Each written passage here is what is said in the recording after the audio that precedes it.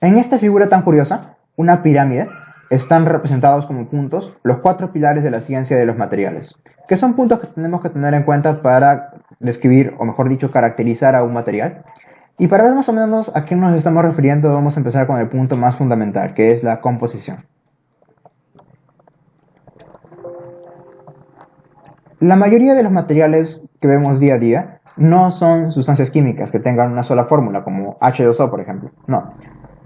Son mezclas de varias sustancias químicas, que pueden ser elementos o compuestos químicos.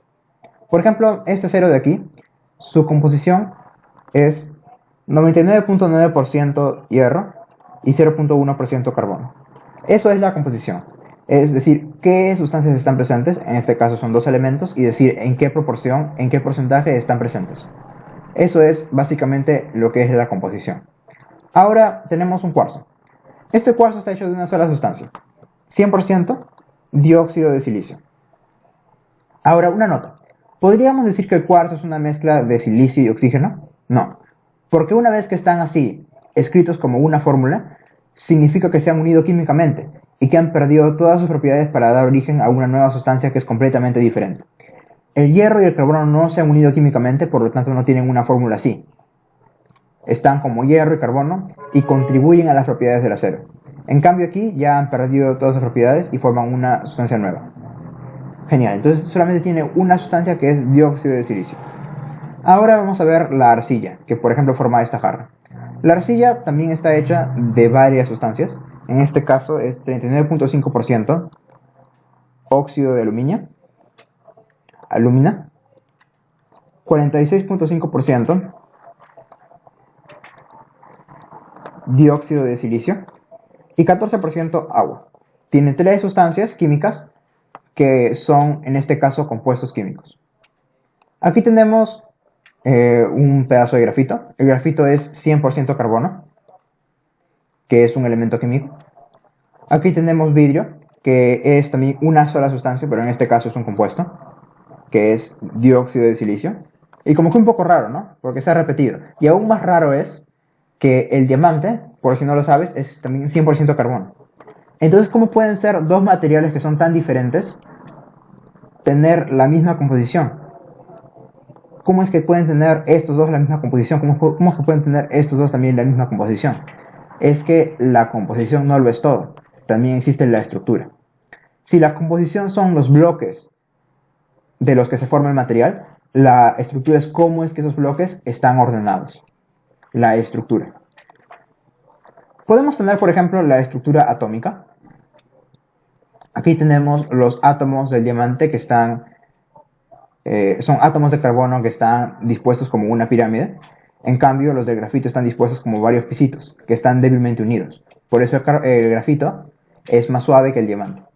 En el caso de los átomos que conforman el cuarzo, tenemos que tienen un orden muy regular. En cambio, en el vidrio, a pesar de ser los mismos átomos, están en un orden muy regular. Tal vez ni siquiera se puede llamar orden.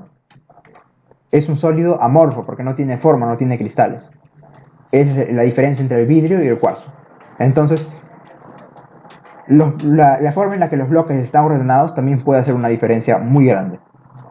Y no solo tenemos órdenes de átomos, también podemos tener ordenamientos de los mismos ordenamientos.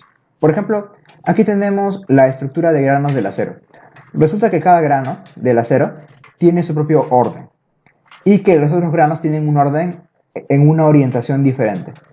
Entonces aquí vemos cómo se ordenan los mismos ordenamientos de átomos y es un nivel más adelante, o es otra escala.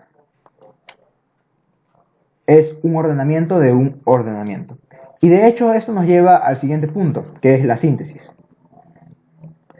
Este punto realmente es doble, porque tenemos la síntesis y el proceso. La síntesis es lo siguiente. Resulta que no nos encontramos en el bosque ya acero ya hecho, vidrio ya hecho o plástico ya hecho. Es un material que el ser humano ha tenido que crear a partir de lo que se encuentra en la naturaleza. Y ese proceso de creación de un material se llama síntesis. Por ejemplo, aquí tenemos la síntesis del vidrio. Esencialmente ponemos arena, la mezclamos con otras cosas, la calentamos y la enfriamos lentamente. Y así sale el vidrio.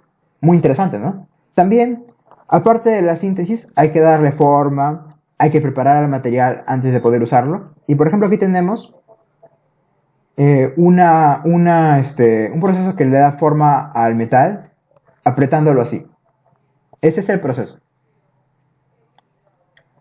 Pero resulta que el proceso también puede modificar la estructura.